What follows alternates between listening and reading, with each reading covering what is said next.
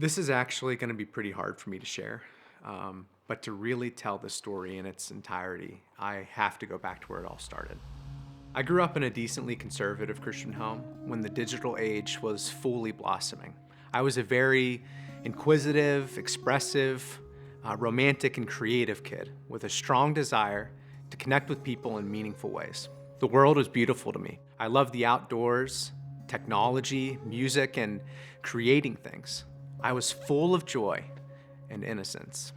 But I also experienced a lot of the same difficulties that we all tend to face. Rejection, traumas, big and small, hurt from people that I loved the most, and brokenness that was hard for me to explain to myself, resulting in confusion and personal agreements to try to combat the things that caused me pain.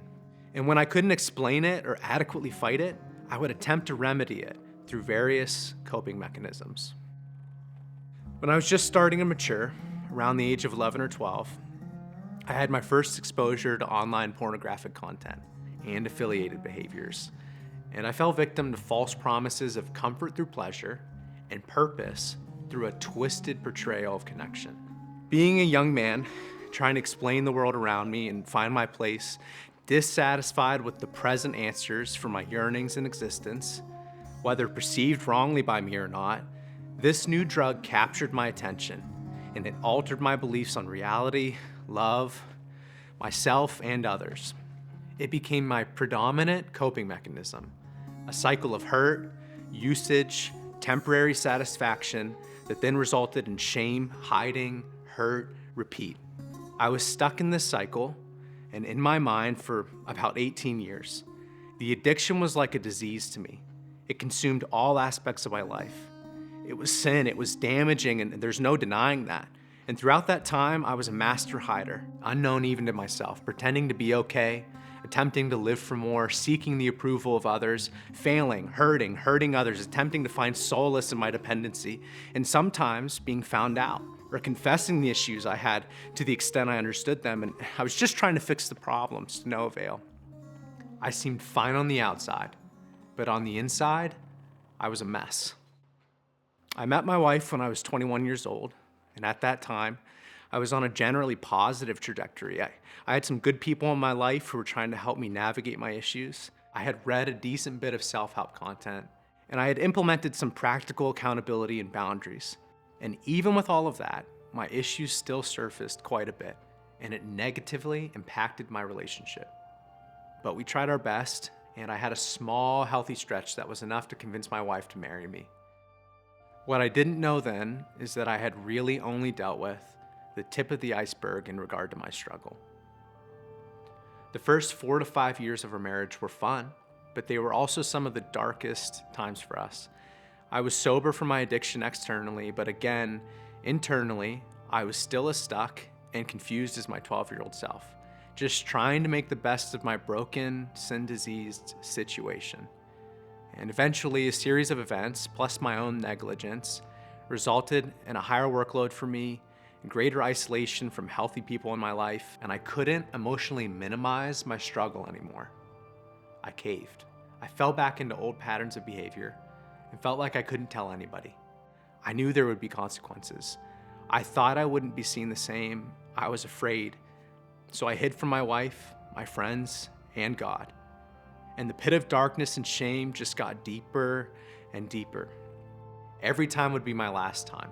I tried to secretly implement changes to stop my patterns. I tried to improve my circumstances or use other comforts to remedy my pain, but nothing worked. I thought I could beat it on my own, but I was more stuck and lost than ever. I was afraid that I'd die a fraud, afraid that I would get cancer or something and be on my deathbed and not be able to be me. Fearing being a broken, fake man, dying with no real connection. And although I believed in Jesus and professed faith in God, I had given up on him giving me a sign or helping me to escape my pit. It was during this time that I reached out to a guy who had found some success in the music industry. I had talked to him a few times in the past, but never in a personal way, and I just wanted to pick his brain on the music business. We met up a few times, talked shop, developed a light friendship, and I started to fill in at the church he was involved with. One Sunday, he sent me a text asking if I could come chat with him in the lobby. I went out, expecting a conversation about music, when he said to me, "Hey, so I had a dream about you a few weeks ago, and I just can't shake it. Would you mind if I share it with you?" I grew up in a more Pentecostal type of church environment, and I had seen things like this go mostly poorly, but I was open to the possibility of some kind of message from God because I knew that he had used dreams to convey things to people a lot. My friend shared his dream. He said, "I walked into a room with another person. It was a party with tables everywhere, and I noticed that you were sitting at a table by yourself with your head down and your face in your hands. So I said to the person in the dream with me, 'Hey, isn't that Nolan? It doesn't seem like him.' And they said in response, 'Nolan's been smoking cigarettes in secret for 40 years, and now he has facial cancer, and he doesn't want anybody to see him.'" That was it. He then asked me if the dream resonated with me, and at that point, my heart was beating out of my chest, and I could feel myself holding back tears. The dream was like a perfect metaphorical expression of everything I was dealing with and afraid of, and it was almost as if God had revealed my brokenness, but not explicitly, and left the door open for me to make a choice. I muttered out, "Yes." He looked at me and said, "Well, I don't know what you're dealing with, but I struggled with a pornography addiction for over 7 years, and I've been free from it for 2 years now. If that's what you're dealing with, I'd love to help you."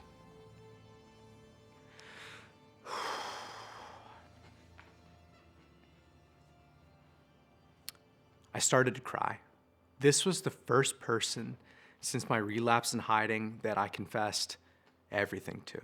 We made a plan. I was set up with a group of guys to be accountable to.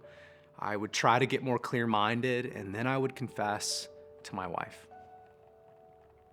However, a few weeks later, without knowing anything, my wife communicated to me that she didn't feel loved or cared about, and that she didn't feel like she could stay married to me any longer.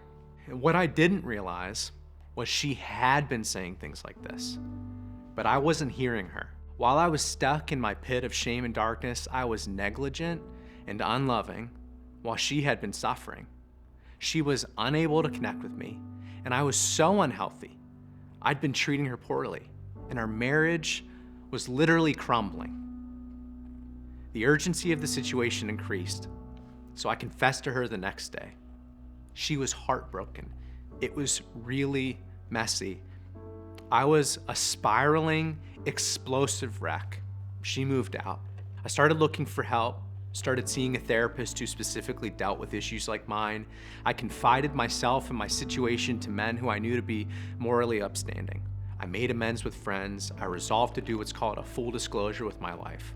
And she eventually moved back in. The disclosure took a long time, and actually doing it was extremely difficult. I did a 90-day intensive program.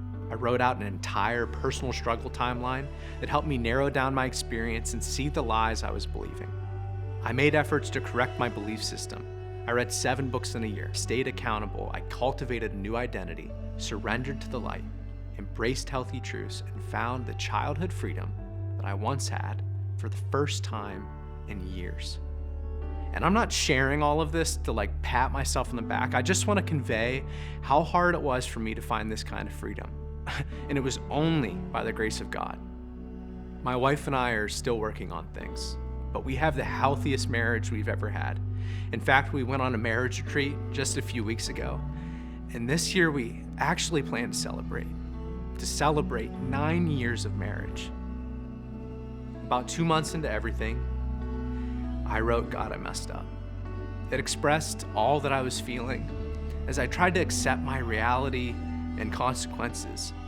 It was me owning up to my mistakes, crying out to God to help me, praying that I might finally change. And I truly believe this entire journey has been nothing less than a grace-filled miracle. I didn't do anything to deserve it, but God loved me in spite of everything. And he always has. Jesus is the proof of it. He showed me love. He gave me hope. He opened my eyes to enable me to get out of my pit. So my hope in sharing this story in song is that He will meet you wherever you're at, and that you might be encouraged to come to terms with something you've been struggling with, to surrender it, to deal with it, and find freedom. Find identity in a God who loves you more than you could ever know. That's the story behind my song, God, I Messed Up.